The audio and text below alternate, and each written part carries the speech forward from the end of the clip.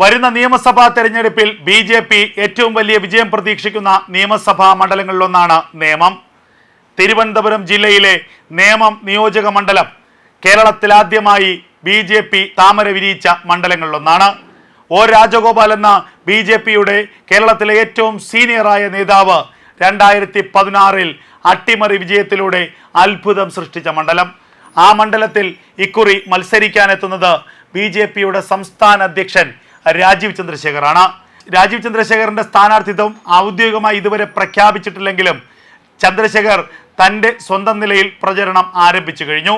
മണ്ഡലത്തിൽ ചുമരെഴുതി തന്നെയാണ് രാജീവ് ചന്ദ്രശേഖർ പ്രചരണത്തിന് തുടക്കമിട്ടത്. താഴേത്തട്ടിൽ പ്രവർത്തകർ, RSSന്റെ പ്രചാരകന്മാർ, RSSന്റെ പ്രവർത്തകർ ഒക്കെ തന്നെ പ്രവർത്തനത്തിന് ആരംഭം തുടങ്ങിക്കഴിഞ്ഞിരിക്കുന്നു. പൊതുവെ BJPക്ക് അനുകൂലമായ ഒരു മണ്ഡലമാണ് നേമം.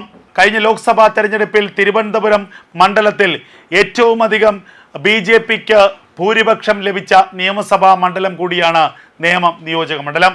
2016 8,000-ഓളം വോട്ടുകൾക്ക് ഒ രാജഗോപാൽ വിജയിച്ച മണ്ഡലം 2021 3,949 വോട്ടുകൾക്കാണ് BJPക്ക് നഷ്ടപ്പെട്ടത്. 2021 കുമ്മനം രാജശേഖരൻ എന്ന BJPയുടെ സാത്വികനായിട്ടുള്ള നേതാവാണ് ആ മണ്ഡലത്തിൽ മത്സരിച്ചത്. എന്നിട്ടും അവിടെ ഇടതുപക്ഷവും വലതുപക്ഷവും, അതായത് LDFും UDFും ചേർന്ന് നടത്തിയ ഒരു ഒത്തുകളിയുടെ ഫലമായി BJPക്ക് പരാജയം സമ്മതിക്കേണ്ടി വന്നു. 2016 UDF സ്ഥാനാർത്ഥിയായി മത്സരിച്ച വ്യക്തിക്ക് കിട്ടിയത് 13,000-ലധികം വോട്ടുകൾ മാത്രമാണ്.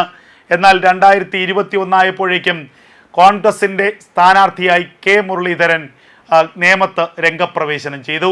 മുരളീധരൻ 36,000-ഓളം വോട്ടുകൾ നേടി.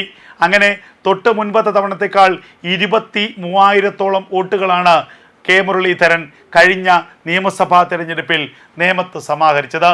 അതിൻ്റെ ഫലമോ BJP നേരിയ വോട്ടുകൾക്ക് പരാജയപ്പെടേണ്ടി വന്നു. എന്നാൽ ഇക്കുറി അതൊന്നും സംഭവിക്കുകയില്ല എന്നുള്ളതാണ് BJPയുടെ ആത്മവിശ്വാസം. ഒന്നാമത്, രാജീവ് ചന്ദ്രശേഖറിനെതിരെ മത്സരിക്കാൻ UDFൻ്റെയോ LDFൻ്റെയോ സ്ഥാനാർത്ഥികൾ സത്യത്തിൽ ഭയക്കുന്നു എന്നുള്ളതാണ് യാഥാർത്ഥ്യം. മറ്റൊന്ന്, നിലവിലെ MLAയും മന്ത്രിയുമായ V ശിവൻകുട്ടിയുടെ അനാരോഗ്യം തന്നെയാണ്. ശിവൻകുട്ടി ഒരിക്കൽ കൂടി മത്സരിച്ചാൽ നേമത്തെ വോട്ടർമാർ പഴയതുപോലെ ശിവൻകുട്ടിക്ക് അനുകൂലമായ നിലപാട് സ്വീകരിക്കില്ല എന്ന് BJP പ്രവർത്തകർ വിശ്വസിക്കുന്നു. മറ്റൊന്ന്, രാജ്യത്ത് മോദി ഭരണത്തിന് കീഴിലുണ്ടായ നേട്ടങ്ങളുടെ ഒരു അനുകൂല ഘടകം അത് നേമത്ത് വീശും. ആ കാറ്റ് നേമത്ത് അനുകൂലമായ മാറ്റങ്ങൾ ഉണ്ടാക്കുമെന്ന് തന്നെയാണ് BJP പ്രതീക്ഷിക്കുന്നത്. എന്തായാലും UDFന് K മുരളീധരനെ പോലെ ശക്തനായ ഒരു സ്ഥാനാർത്ഥി നേമത്തിക്കുറി വരാത്ത സാഹചര്യത്തിൽ BJP വിജയം ഉറപ്പിക്കുന്നു. ഭൂരിപക്ഷം 10,000-ന് മുകളിലേക്ക് എത്തുമെന്ന് തന്നെയാണ് BJPയുടെ കണക്കുകൂട്ടൽ.